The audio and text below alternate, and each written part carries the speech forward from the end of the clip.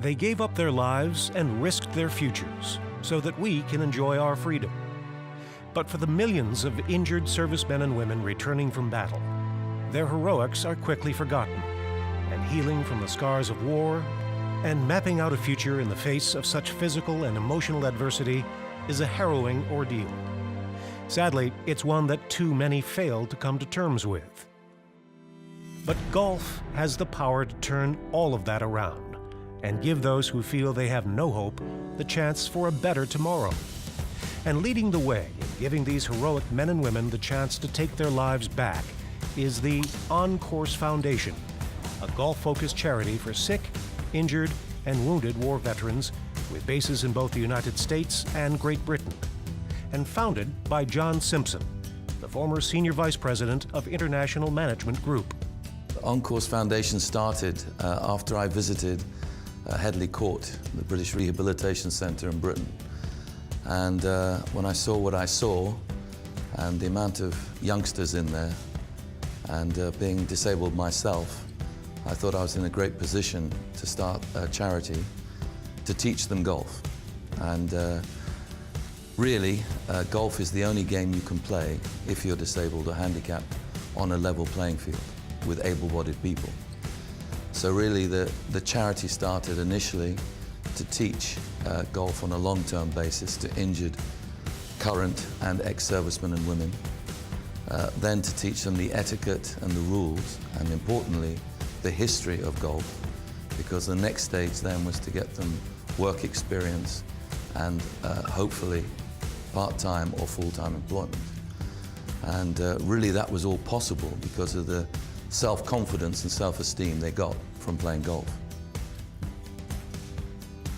Simpson, who comes from a military family, suffered polio as a child and has only one fully functioning leg as a result.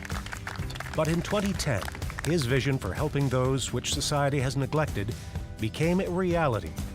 And in its 6 years of existence, the On Course Foundation has gone from strength to strength. But once the bug for golf bites, for On Course Foundation members, there becomes one ultimate pinnacle, the Simpson Cup. This Ryder Cup-styled event pits 13 men from the USA against their British counterparts. Each year, these two great nations lock horns for one of the most inspiring sporting spectacles in the world.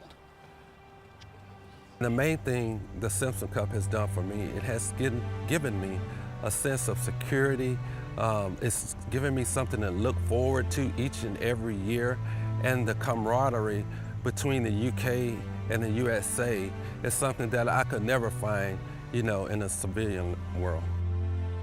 Ogletree's opposite number from across the pond is Paul Swain, who served for 15 years in the British Armed Forces before losing his left arm while on patrol, in which he was teaching the Afghan army.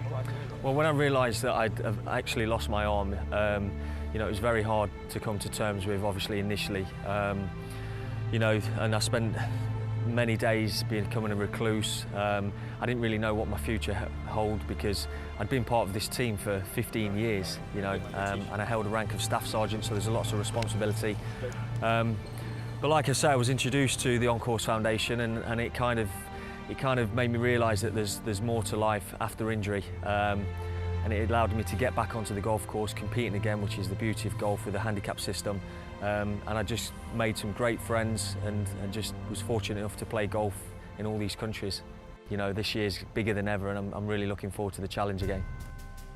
The first Simpson Cup took place at TPC Sawgrass in 2012, with Swain the man to sink the winning putt for Team Great Britain. The Brits defended their title a year later at Royal Lytham St Anne's before Team USA broke their duck at Congressional in 2014. At Royal St George's the following year, Team Great Britain narrowly regained the trophy by a score of 9.5 to 8.5. So it left things perfectly poised as the two countries gathered again for the 5th edition at Oak Hill in 2016. The week began with a tremendous opening ceremony in which the captains enjoyed a flyover of the 600-strong crowd gathered around the Oak Hill East Course's iconic 13th green.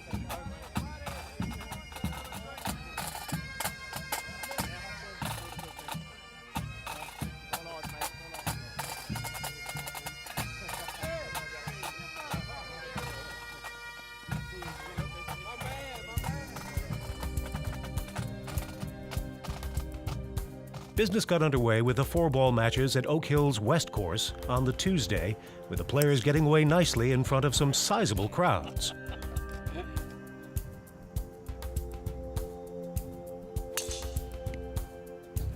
The first match between Team Great Britain's Mike Brown and Rob Hansen and the USA's Chris Bowers and Chad Pfeiffer was likely to be significant.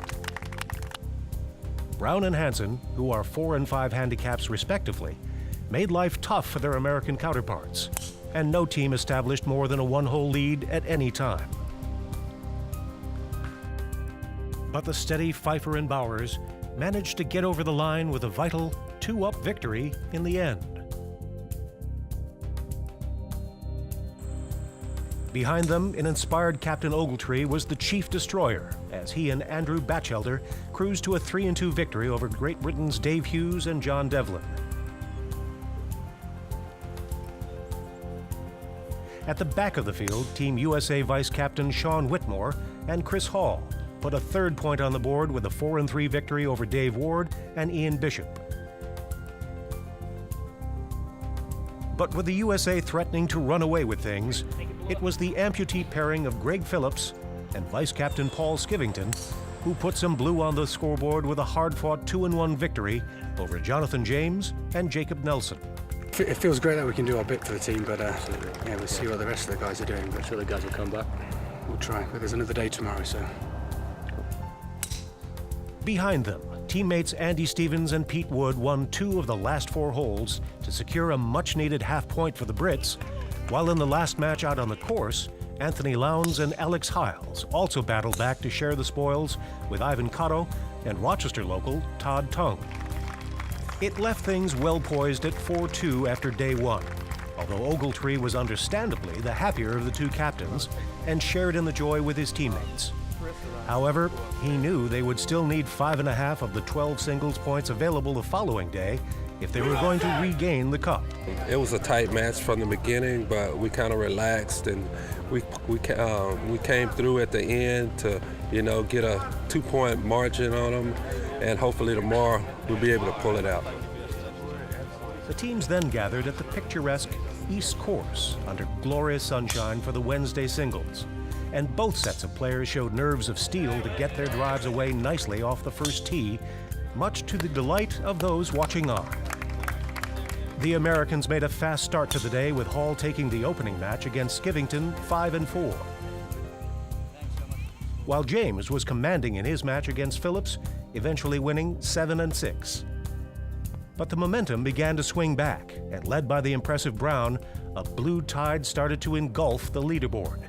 Brown eventually closed out his match 6-5 against Batchelder, and at that stage, the projected score as the game stood would have seen a 9-9 tie overall. However, the Americans began to claw things back, with Pfeiffer winning an epic match against Hughes, 1-up on the 18th hole, while Nelson also claimed a good half point against Hansen. But it was the match between the USA's Jason Leap and Devlin which really set the host nation on their way. Having been dormy 3 down, Devlin won the 16th and 17th holes and looked on course to win an unlikely half point for Team Great Britain, with Leap finding trouble short left at the 18th green. However, Leap hit an incredible recovery chip to around 10 feet, and after Devlin's birdie putt narrowly slipped by the hole, it was left to the Texan to close out the match. He made no mistake, and he and his teammates around the green celebrated, knowing that the cup was now almost theirs. The point that secured it for Team USA then came from Big Dave Romanowski, whose putt was conceded at the last by Wood. Another match decided at the 18th, which went the way of the USA. And it meant that, after all the remaining matches had been completed, they'd regained the cup by a score of 12-6. It feels great. You know, man, I want to tell you something. GB fought. GB gave us a great fight, you know, and I tip my hat to those guys. They're my brothers also. But in the end, I cannot get over the fact that I am the captain of the Simpson Cup team, the United States, and I won at Oak Hill. Of course, the magic of the Simpson Cup goes well beyond the final result. at the end of the day, you know, it's good to have the cup, but it's not about winning or losing. It's about camaraderie. And that side of the pond and this side of the pond, we're all brothers. We're brothers in arms, and we will always be that way. Yeah.